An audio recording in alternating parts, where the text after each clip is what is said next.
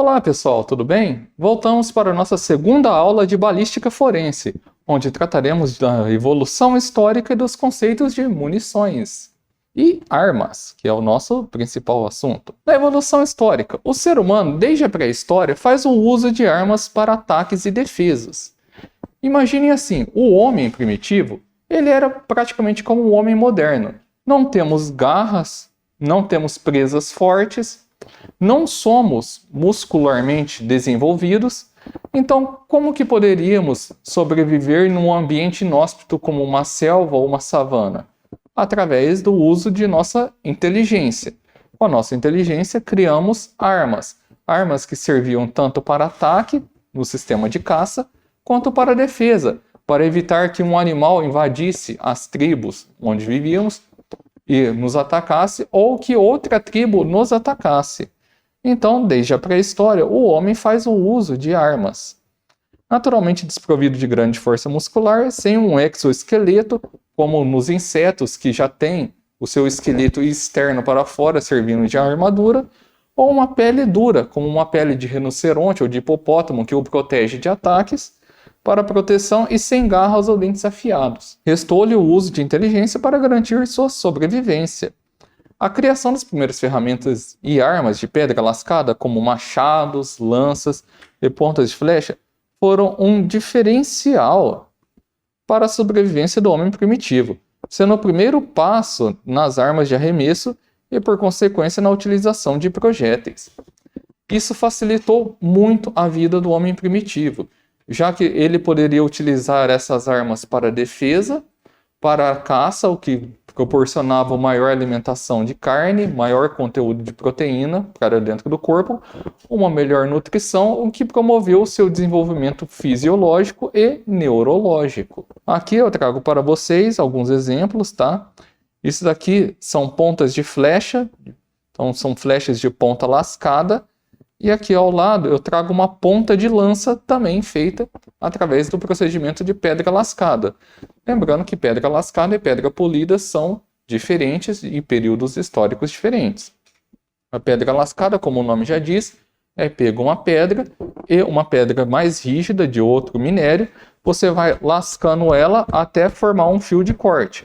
Ao contrário da pedra polida, em que você tinha uma superfície maior e você pegava aquela pedra que você queria transformar em uma faca, um machado ou algo parecido e raspava sobre essa superfície, gerando assim um polimento dessa pedra e criando o seu fio de corte. Com a evolução das ferramentas e refinamento das armas, novas possibilidades surgiram para o homem pré-histórico, podendo caçar e se alimentar melhor, bem como proteger seu grupo de predadores e invasores.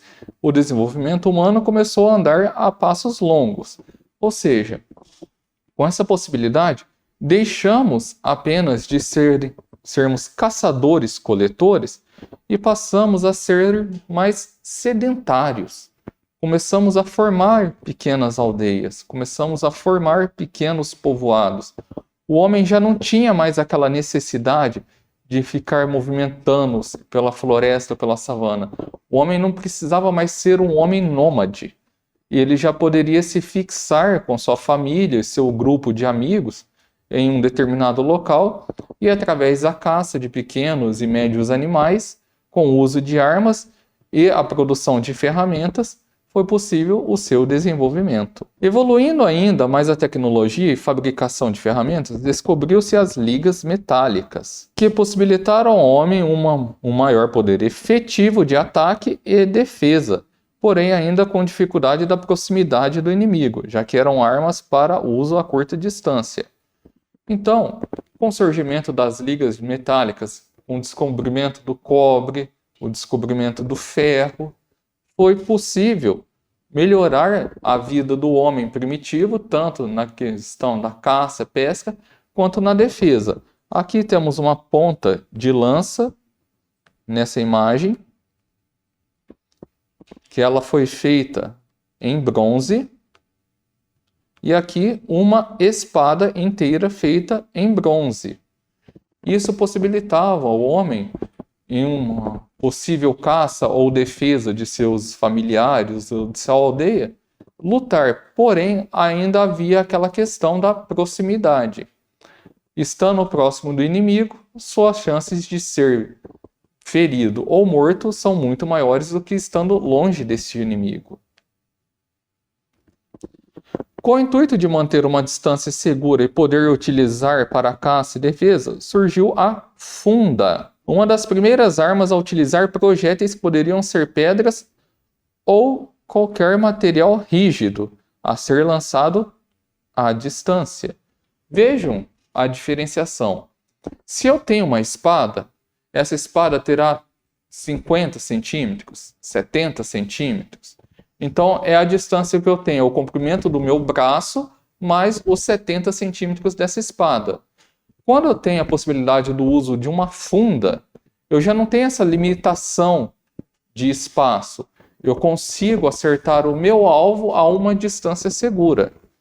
A funda representa aquilo que foi o início da balística, utilizando projéteis com auxílio de uma ferramenta e das forças estudadas pela física. Quem aqui conhece a história de Davi e Golias sabe como que a funda funciona. Ela é uma tira de couro com 2 fios de couro, que podem ser uma corda ou podem ser também cipós, uma pedra ou um projétil escolhido por você inserido nela. A funda ela é girada até ganhar velocidade.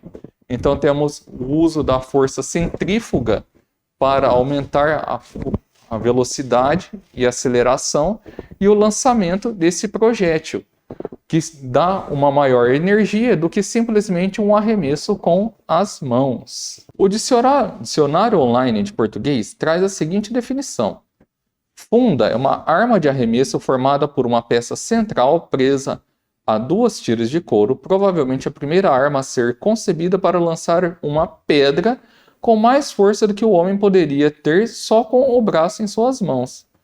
Aqui eu trago esse desenho que representa o homem lançando uma funda.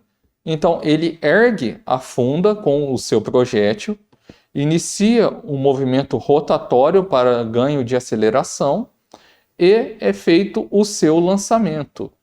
Aí sim temos nosso primeiro modelo de arma de arremesso ou arma com projétil. Não só da força do homem poderia ser vencida numa guerra. Então não depende apenas da força, da vitalidade do homem. Com o avanço da tecnologia das armas e armaduras, novos instrumentos de guerra deveriam ser criados. O divisor de águas nesse quesito veio através dos chineses, com a invenção da pólvora. Do que é composta a pólvora? A pólvora nada mais é que 75% nitrato de potássio, 13% de carvão e 12% de enxofre, utilizado em seu princípio apenas para fogos de artifício. Logo, viu-se um campo para o uso dessa invenção em batalhas. Ou seja, a principal ideia da criação da pólvora era apenas para fogos de artifício. Você usar tanto para comemorações como para afugentar maus espíritos que poderiam estar circundando a sua aldeia. Porém, com o uso dela e vendo a sua queima acelerada, pensaram na possibilidade para uso bélico e de defesa. Apesar da escassez de fontes, acredita-se que entre os séculos IX e século XI, os chineses começaram a introduzir a pólvora dentro de tubos de bambu, as primeiras armas de fogo, criando assim uma espécie de lança-chamas, denominadas de lança de fogo. Então, imaginem um tubo de bambu grosso, oco, em que foi retirado os seus gomos internos, preenchido por pólvora, com um pavio na ponta. E esse pavio era aceso somente para ter a queima dessa pólvora e sair uma rajada de fogo. Até então não se tinham projéteis, ela era apenas um modelo de lança-chamas. Mais tarde, começaram a atirar junto pedras e outros objetos para a formação de estilhaços. E assim surgiu um protótipo de arma de fogo. Esse protótipo foi o protótipo do primeiro canhão de mão. O que seria um canhão de mão? uma arma de grosso calibre que você poderia disparar projéteis a longa distância sem a necessidade de se aproximar do inimigo ou fazer um confronto direto. Posteriormente, o bambu, que era frágil e rompia após o disparo, foi gradativamente substituído por metal. Surgiram aí os primeiros canhões de mão. Esta arma tinha mais efeito psicológico do que efetivo em campo de batalha, mas com seu aperfeiçoamento foi possível chegar às armas que conhecemos hoje. Por que o maior efeito psicológico do que efetivo? Imagine se você, durante o período medieval, você está em um campo de batalha, você tem o seu arco e flecha e uma espada em mãos. Na sua frente, o guerreiro, ele saca um tubo metálico em que ele dispara pedras ou esferas de chumbo e faz um barulho enorme, sai muita fumaça e fogo. Você não conhece essa arma, então isso se torna assustador para você. Você tem a explosão, seus cavalos se assustam, a sua tropa se assusta. Então o efeito era mais psicológico do que efetivo. Porém, já era um início do que se tornariam as armas de fogo. Com a entrada da pólvora na Europa, surgem os primeiros canhões fixos. Aqui, trago para vocês a imagem do que seria um dos primeiros canhões fixos. Armas rústicas e imprecisas. Por quê? Lembra que eu falei que o tamanho do cano tem diferença? Reparem como o cano desse canhão é pequenininho. Olha aqui, ó, a bola dele. Está bem na entradinha. Então, quando ela era disparada, ela não tinha precisão, ela saía ao sabor do vento. Então, não tinha um local próprio onde você poderia fazer um cálculo e falar, olha, meu projétil cairá em tal distância. Era a carga que você colocava, a distância que a esfera iria. Utilizavam-se esferas de chumbo e de pedra, ou seja, não havia uma padronização. Essa padronização só viria posteriormente, porém ainda assim eficazes em batalhas e ataques a fortalezas. Você não tem uma eficácia para longas distâncias, mas para romper um portão ou derrubar um muro, era uma excelente arma. Já no século XIV, havia menções destas armas em manuscritos da época, evidenciando sua disseminação por toda a Europa. Eficazes e grandes, os canhões, conforme foram modernizando, ganharam seu espaço dentro da guerra e das linhas de defesa. Uma coisa que havia se perdido e que necessitava voltar era a possibilidade de um único soldado manipular a arma de fogo em campo, levando ela até onde fosse necessário, sem precisar de um grande contingente ou cavalos para puxarem essa arma. Daí surgiu a necessidade das armas portáteis.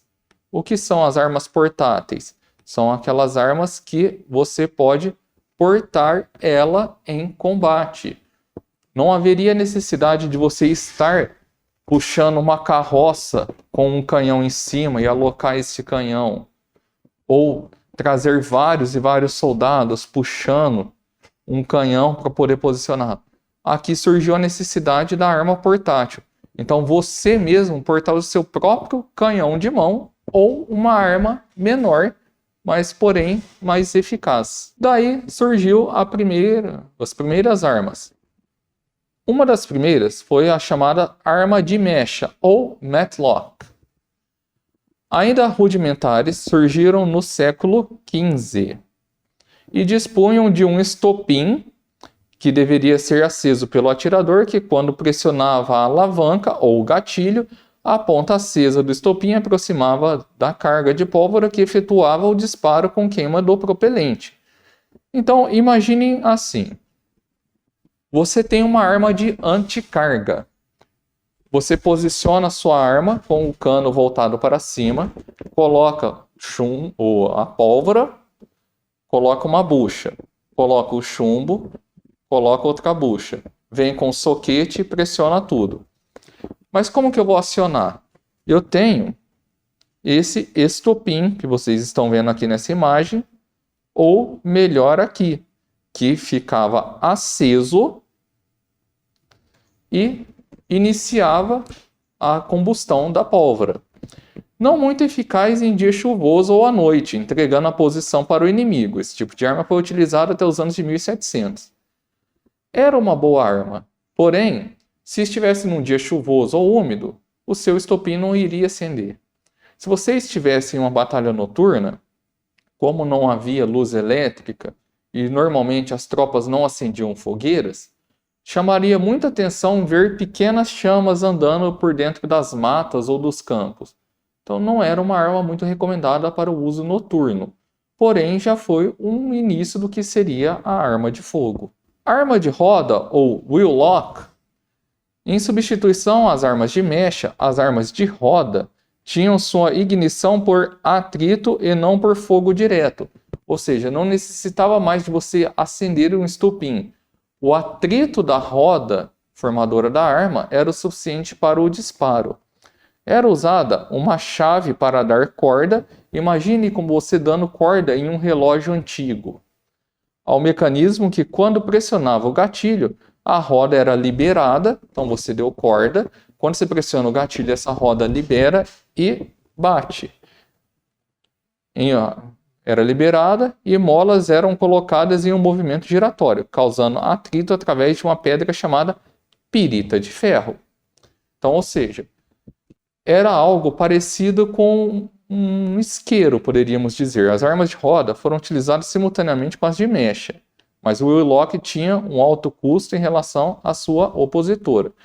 Você dava corda, pressionava o gatilho, essa roda girava, a mola, que girava a pirita de ferro, liberando faíscas, e essas faíscas iniciavam a mistura, iniciavam um propelente que causavam o disparo da arma de fogo. Aqui nessa imagem temos o movimento em detalhes como que era uma arma de mola.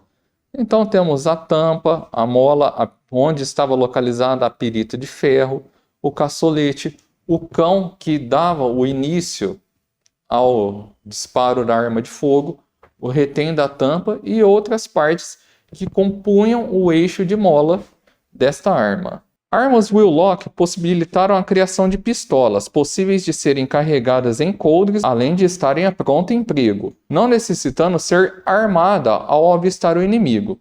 Pistolas wheel lock de 2 canos do Imperador Chaves V possibilitavam o disparo individual de um cano por vez. Ou seja, você tinha ela já armada. Você não tinha necessidade de pôr pólvora, soquete, bucha, soquete, chumbo, soquete, segunda bucha, soquete, e carregar ela assim.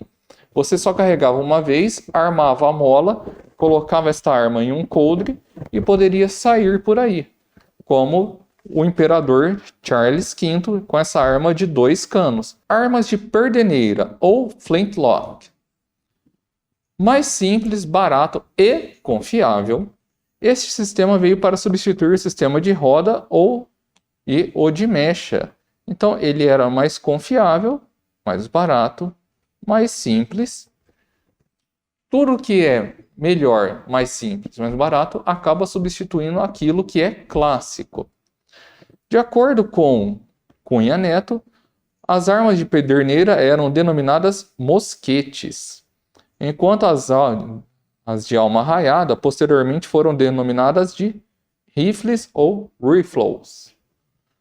Mosquetes foram mais bem utilizados por serem mais rápidos de serem recarregados, enquanto os rifles levavam mais tempo para o remuniciamento, visto que o chumbo e a pólvora deixavam as raias cheias de detritos e sujeiras, sendo uma arma destinada a atiradores de elite. O que acontece? O mosquete ele tem a alma lisa. Veremos mais para frente isto. Vocês vão ver que era muito mais fácil fazer a carga dele. Você fazia o procedimento de anticarga e um disparo. Enquanto o rifle ele era uma arma de alma raiada. Como não tinha as munições que hoje nós temos, que são munições modernas, havia o chamado chumbamento de cano. Esse chumbamento de cano eram os detritos e as sujeiras que ficavam presos por dentro do cano. E aí poderiam dificultar o disparo, tirar a efetividade desse disparo ou explodir até a arma, se fosse o caso, dependendo do chumbamento. Então era necessário que após alguns disparos fosse feita a limpeza deste cano. Por isso ela era destinada apenas a atiradores de elite. Como pederneira, era utilizada uma pedra de sílex que era colocada no cão. Então nós temos o cão aqui, ó. Ao ser armado e disparado, o atrito da pedra de sílex com o aço da peça Friesen causava uma verdadeira chuva de faíscas em volta do cão. Então o que você tinha? Você tinha o princípio que hoje nós temos de pederneira para acender fogo em acampamento. Você tinha a pedra que em atrito com o aço liberava várias faíscas, iniciando assim o disparo da arma de fogo. Aqui temos, a título de curiosidade, uma pistola de pederneira, onde podemos ver o cão, a caçoleta onde o cão batia, a tampa da caçoleta, a chapa de fricção e a mola principal externa. Eram utilizados cartuchos de papel com o projétil propelente e mistura iniciadora, ou seja, se você quisesse facilitar o seu serviço, de ter que ficar fazendo a carga, você poderia fazer sua própria carga através de cartuchos de papel. Em armas de alma lisa, então ó, eu friso novamente a questão da alma lisa, era utilizado como bucha. Isso aumentou bem o tempo de recarga para o atirador com arma longa ou curta. Ou seja, você não necessitava mais de fazer todo o procedimento de carga. Você carregando esses cartuchos de papel, você só alimentava a sua arma e efetuava um novo disparo, o que reduzia em muito num confronto, por exemplo, contra arco e flecha.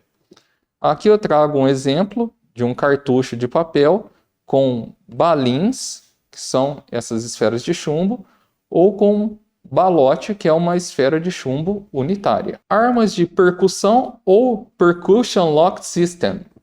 Sistema revolucionário, sua inovação estava na espoleta ou percussion cap, que era um pequeno recipiente de cobre ou latão com fulminato de mercúrio que gerava faíscas quando atingido o recipiente conhecido como ouvido.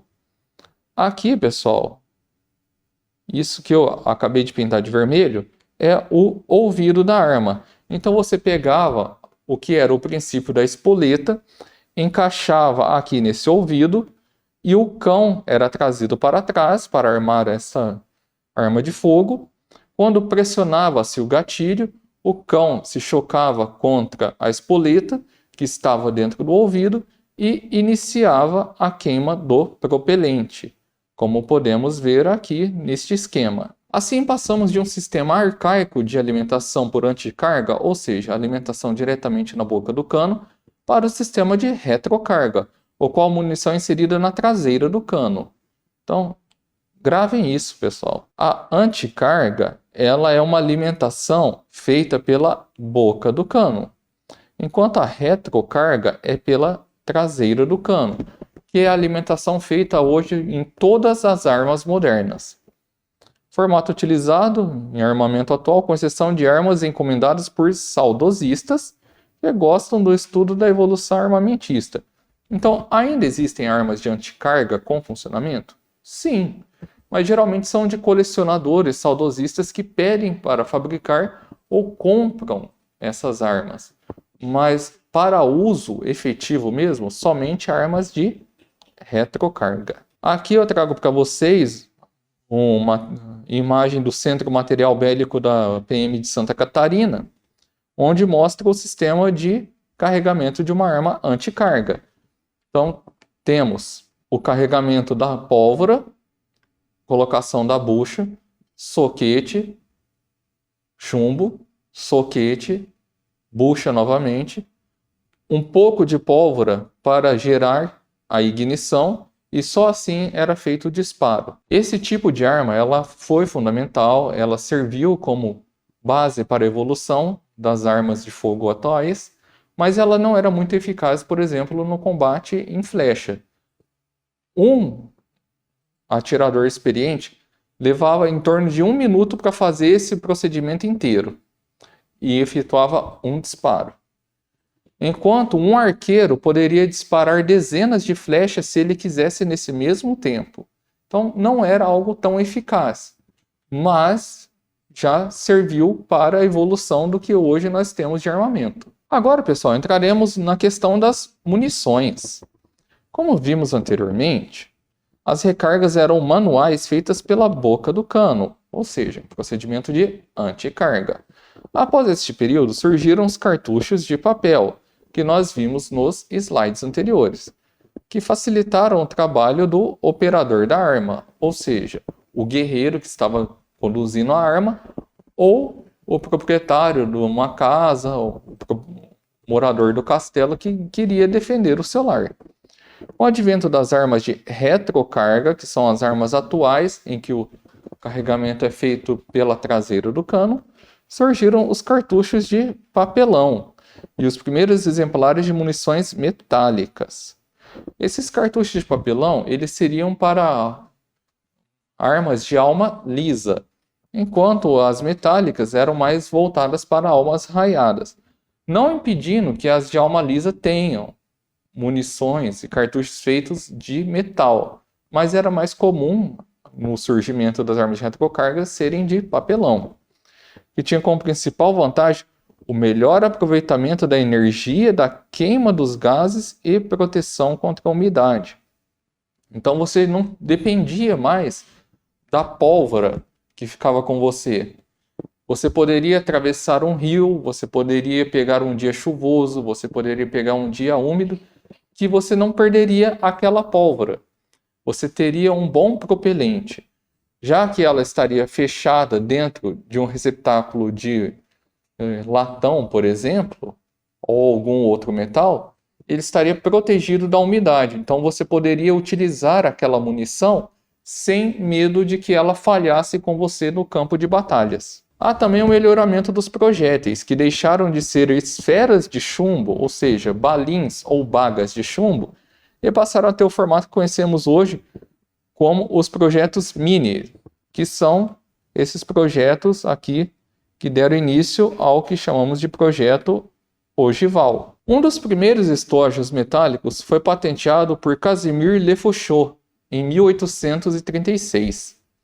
Seu diferencial era que a espoleta não estava na base do estojo, mas sim em um pino lateral, que deveria ser atingido pelo cão que acionava a espoleta não aparente. Reparem aqui nessa imagem do cartucho de Lefaucheux que não temos uma espoleta interna como temos hoje nas armas de fogo central. Ela era um pino com mistura iniciadora que, quando percutido pela lateral da arma, vocês veem aqui um cartucho Lefaucheux sendo encaixado no revólver, o cão acertava este pino, ele, com a mistura iniciadora, acionava o propelente que disparava o projétil. Por volta de 1846, Roulier, com o aprimoramento de Louis Flaubert, criaram o primeiro sistema de fogo circular. Mais para frente veremos novamente a diferença de fogo central e circular.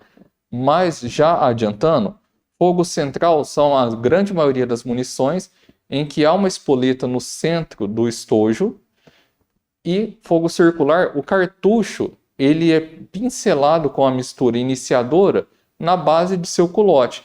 Então o precursor não pega no centro, mas sim na lateral. Consistia em um estojo de latão que utilizava unicamente o fulminato da espoleta para expelir o projétil sem carga. Foquem nisso, sem carga de propelente. Ou seja, ele utilizava somente a espoleta. Munição de pouca força, porém menos barulho e menor contaminação do ar com gases tóxicos provenientes da pólvora e do chumbo. Foi a primeira munição indicada para treino em local fechado. Queria-se treinar em local fechado, por exemplo, em um salão ou até um stand dentro da cidade. Só que você tinha o problema do disparo, do alto barulho que se fazia, o incômodo aos vizinhos, a presença da fumaça, que era tóxica, a presença de resíduos de chumbo. Os cartuchos Flaubert, por não terem a presença de um propelente, utilizarem só a mistura iniciadora, eles eram ideais para uso interno. Aqui eu trago para vocês a imagem de uma munição Flaubert e aqui a comparação do Flaubert com o .22 curto e ao lado do .22 Long Rifle, que é o .22 LR, uma das munições mais comuns e utilizadas até hoje. Estojos atuais, em sua maioria, são de latão, mas podemos encontrar modelos em cobre, alumínio, aço, latão niquelado e etc. Então eu trago aqui essa imagem para vocês verem. Aqui nós temos o estojo e em cima a ponta, que será o nosso projétil quando atirado. Esse é um estojo de latão, grande maioria das munições são compostas por estojos de latão. Hoje, no Brasil, a produção ela é monopolizada pela CBC, então somente ela praticamente fabrica munições aqui de uso nacional, a Companhia Brasileira de Cartuchos, e quase todos os cartuchos, se não todos os cartuchos da CBC, são de latão. Existem alguns que são de aço inoxidável, porém o aço ele é mais rígido, então você pode ter algum problema na hora da ejeção. Há munições importadas em que o cartucho é feito de alumínio. O alumínio ele não é recomendado para recargas. O latão você pode recarregar. O aço inoxidável você pode, mas não é muito recomendável. O alumínio não tem como. E as chamadas munições premium, elas são feitas de latão niquelado, o que dá essa aparência de aço inoxidável para ela, porém nada mais é do que latão banhado em níquel, o que dá uma maior sobrevida a esse estojo, possibilitando maiores recargas. Podem ser cônicos, cilíndricos, com ou sem aro. Cada tipo e modelo corresponde ao seu calibre e modelo de arma. Eu trouxe aqui um esquema com alguns tipos. Existem inúmeros. Daria para preencher essa mesa inteira com todos os tipos.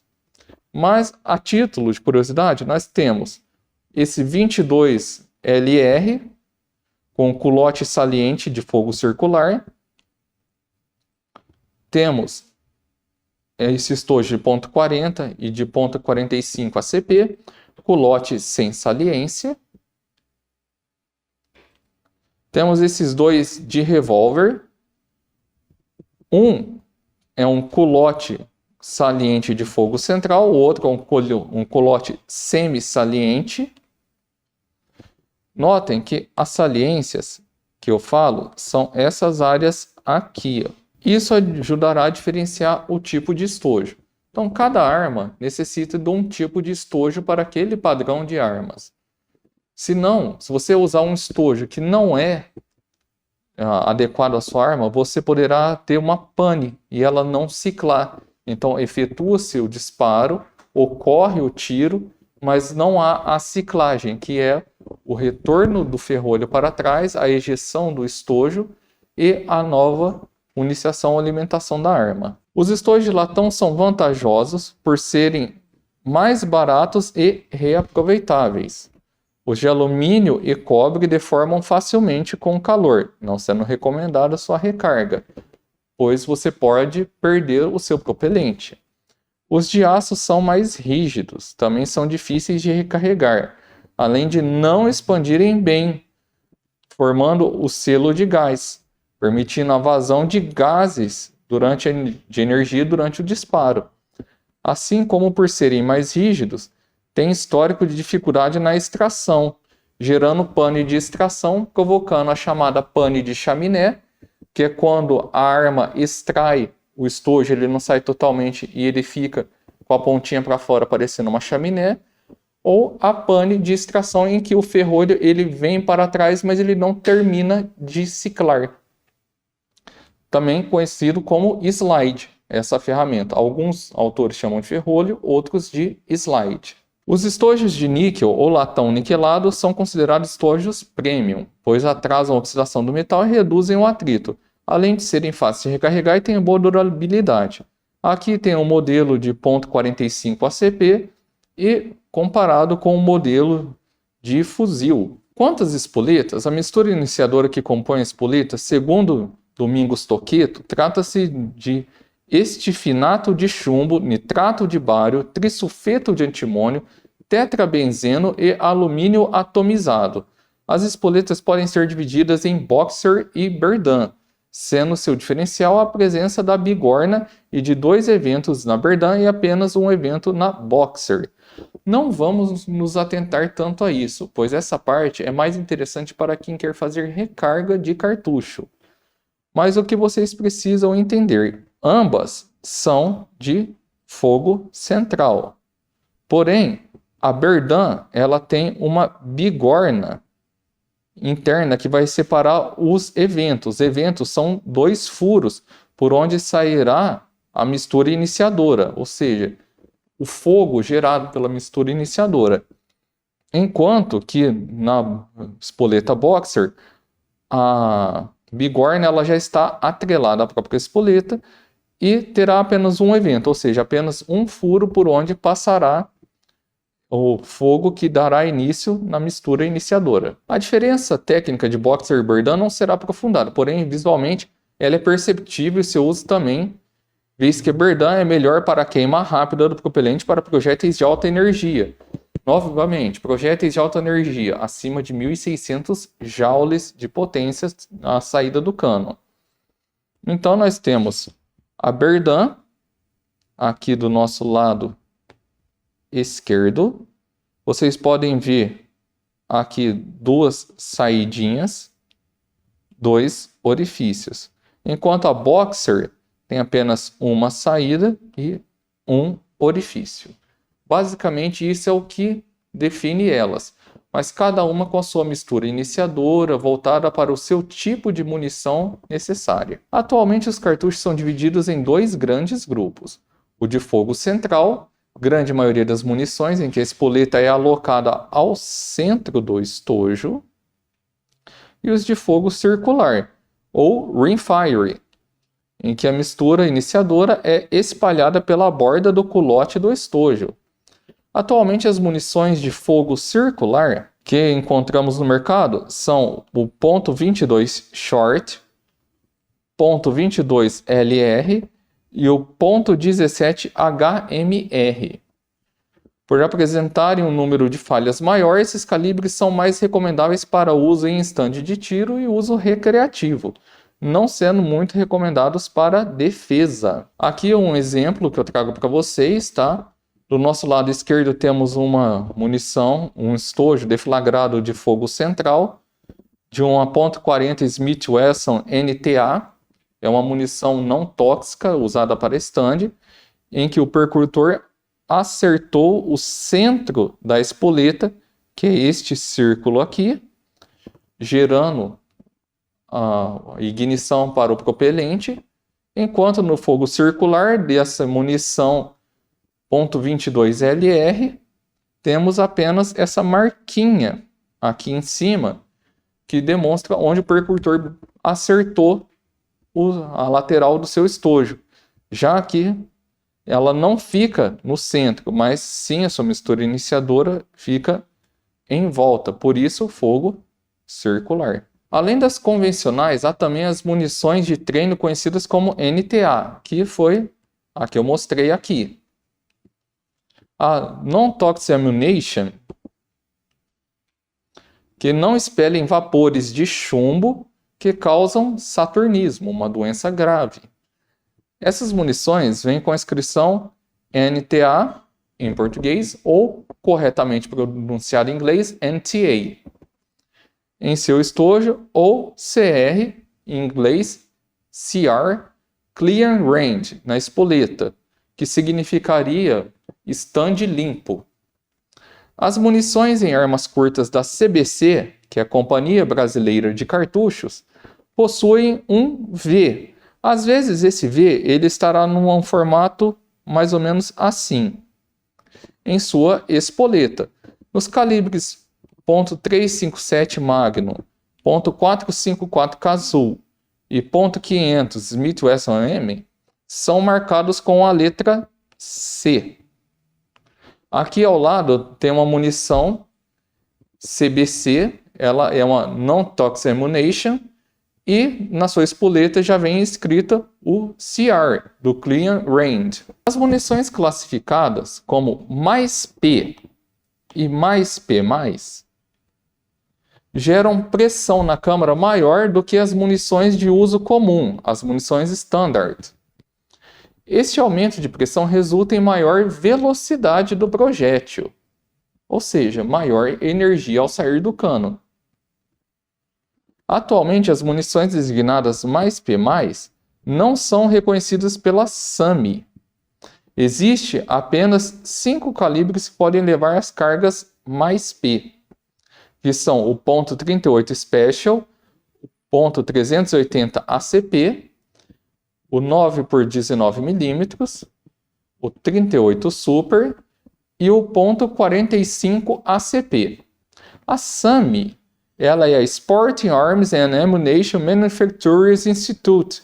Então é um instituto que trabalha com a manufaturação das armas e munições e que faz a regimentação internacional de munições. Quanto ao propelente, há vários tipos para cada calibre e finalidade, em substituição à pólvora negra, que libera grande quantidade de fumaça e elementos tóxicos no ar. Hoje temos propelentes chamados de propelentes de base simples, com nitrocelulose, base dupla, com nitrocelulose e nitroglicerina, e base tripla, com nitrocelulose, nitroglicerina e nitroguanidina. Daí o porquê eu falei para vocês no início, de que não se fala mais pólvora, e sim propelente. Não utilizamos mais pólvora negra para a ignição da munição, mas sim propelentes, porque cada munição, para cada tipo de arma, vai ter uma carga de propelente, que será adequada ao seu disparo. Então, para altas energias, teremos uma carga de propelente. Para baixas energias, teremos outra carga de propelente. Ao falarmos de projéteis, há uma finalidade destes na indústria nacional e internacional, sendo quase impossível relacionar todos eles. Ou seja, é praticamente impossível você identificar todos os projéteis. Se alguém que estiver assistindo essa videoaula tiver interesse, a Polícia Civil do Estado de São Paulo tem o Museu da Polícia Civil, que fica dentro da Academia de Polícia Dr. Coriolano Nogueira Cobra, que pode ser visitado gratuitamente, onde há uma exposição de diversos calibres do mundo inteiro. Isso também vale para o Museu da Polícia Militar, que fica dentro do Batalhão da Rota, em São Paulo. Eles podem ser ogivais de chumbo nu, chumbo de canto vivo, semi-canto vivo, jaquetada, semi-jaquetada, ponta plana, ponta oca, frangível, cônica, capa de latão, etc. Então, para a ponta do projétil, há uma infinidade de possibilidades. Há uma discussão sobre os projéteis de ponta oca e sua efetividade de perfuração, expansão e perda da jaqueta em anteparos, mas atualmente é de entendimento mútuo que são as melhores munições para uso policial, tendo em vista o ambiente urbano em que há necessidade de reação de legítima defesa a uma injusta agressão de um transgressor da lei. O que é a discussão em cima disso? Discute-se que há algumas munições expansivas, algumas, não todas, elas não têm um poder de parada adequado. Então, elas vão penetrar pouco no alvo e não terão a expansão adequada se chocarem com um osso ou um anteparo. Imagine que um policial está sofrendo uma injusta agressão, o criminoso se esconde atrás da porta do carro e o policial atira nessa porta do carro. Essa munição não vai se expandir. Então ela perde sua eficácia. Ou num caso em que a munição ela se choca contra um osso, por exemplo, um osso, o fêmur, e ela não se expande. Então temos esses problemas quanto à munição expansiva, que é discutido. Porém, temos que pensar que essa munição ela é projetada para não transfixar. Se ela não transfixa, então você tem uma possibilidade de proteção de quem está atrás. Muitas vezes, um local de tiroteio, ele é em cenário urbano, ou dentro de uma comunidade carente, ou num local que está ocorrendo um assalto. E para proteger as pessoas inocentes que estão em volta e estão tentando se abrigar, esse tipo de munição ela é ideal, porque se acertar o agressor, ela não vai atravessar o corpo dele e acertar uma pessoa que eventualmente estava atrás tentando se esconder ou tentando se proteger da agressão que esta pessoa está fazendo contra o agente da lei. Aqui eu trago para vocês alguns exemplos de munições, tá? Então, temos as munições de chumbo de canto vivo, temos as munições inteiramente jaquetadas, temos as semi-jaquetadas, temos as cônicas, temos os balotes.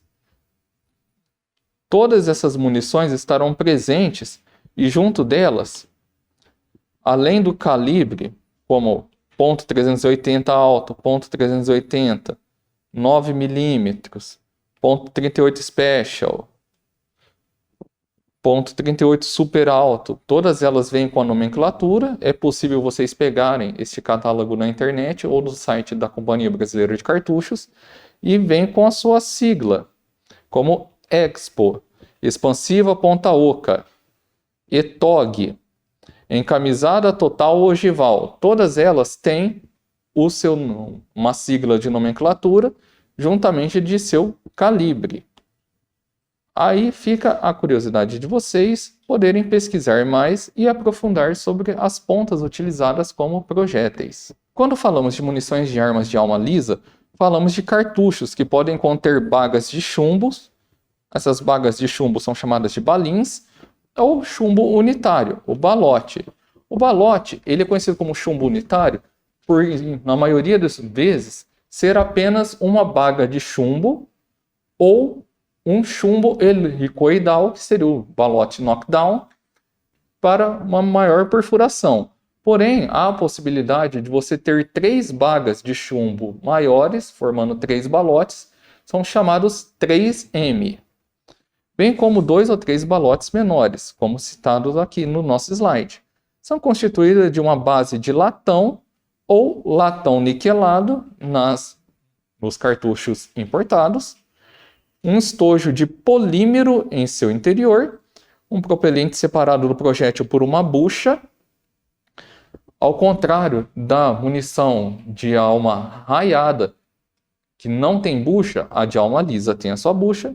No início do século passado havia cartuchos de papelão, mas por se deformarem rápido demais e sofrerem com a ação da umidade, deixaram de ser fabricados, hoje tornando-se obsoletos e itens de coleções por alguns caques. Aqui eu trago para vocês o esquema de como que é uma munição, né? Hoje encontramos esses cartuchos e espingardas de alma lisa, como a famosa 12, e revólveres como o revólver Jude, de calibre .36 GA, da fabricante de armas nacional Taurus.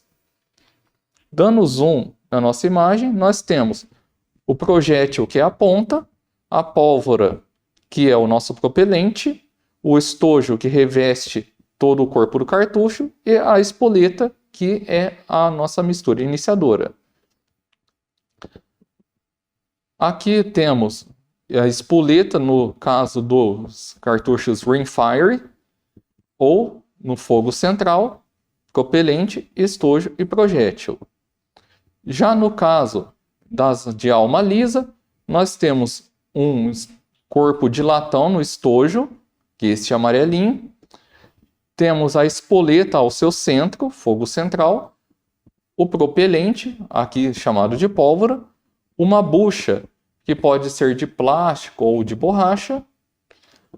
O estojo em si, que é um cartucho de polímero. Bagas ou balins, ou no caso aqui um balote helicoidal, que é o que eu acabei de citar, o balote knockdown. Quando é um balote, para melhor identificação, a sua ponta ela é exposta. E quando é balins, ela tem uma ponta estrelada, para evitar que os balins caiam para fora do seu cartucho. A bucha é geralmente um disco ou um aglomerado de material usado em uma arma para vedar ou selar os gases responsáveis por realizar a propulsão do projétil. Então, Vamos focar nisso. E para separar a pólvora das bagas de chumbo ou outras munições utilizadas, realizam ainda a tarefa de manter a pressão em nível adequado, tanto na câmara quanto dentro do cano durante o deslocamento da carga de balins. Aqui nós temos algumas buchas de papelão para recargas manuais e as buchas de polímero que são utilizadas na munição original de fábrica. Tá vendo essa parte aqui, ó? Nessa parte, os balins são encaixados lá dentro para que eles fiquem vedados e assim que é disparada, essa bucha é carregada por dentro do cano e quando ela sai para fora, os balins se separam e abrem. Pois se eles forem disparados somente com essa bucha de papelão, há o risco de chumbamento do cano. Então você vai ter uma danificação do cano da sua espingarda. Utilizando essa bucha de polímero, esse polímero vai proteger o cano da sua espingarda e ele só vai se abrir no momento em que ele sair da boca do cano, evitando assim o chumbamento deste. E trago para vocês aqui alguns exemplos de munições de calibre 12. Há também a possibilidade do uso de munição menos letal. Munição menos letal não significa que ela seja passível de uso contínuo. Não. Ela pode matar. Por isso ela é menos letal. Ela não chega a ser não letal. Dependendo do local onde ela acerta, ela pode matar. Por isso, nomenclatura menos letal. Para esse tipo de cartucho, como o antimotim. O antimotim é este branquinho aqui, em que o interior dele são bagas de polímero, que quando dispersadas, elas se abrem e adentram na pele da pessoa, causando ferimentos rasos e leves, a curta distância, e o elastômero, popularmente conhecida como bala de borracha. Aqui nós temos 3 esferas de borracha que compõem uma munição de elastômero. Este cartucho aqui, conhecido como cartucho 7,5, ele é utilizado para tiro desportivo, quando você vai para uma competição de tiro ao prato, por exemplo. Este cartucho do meio aqui, ele é um cartucho SG, utilizado para defesa. Este preto com base niquelada é um cartucho SG idêntico a esse. A diferença é que este é da indústria nacional, este daqui é importado. Este daqui é um cartucho de balote knockdown, que é um balote helicoidal. E este maiorzinho é o 3M, com maior poder de fogo e energia. Bom, pessoal, por enquanto é só. Tratamos aqui sobre munições, voltaremos na próxima aula falando sobre armas. Espero que estejam gostando, fique conosco e não se esqueçam de acessar o portal A Nova Classe. Até mais!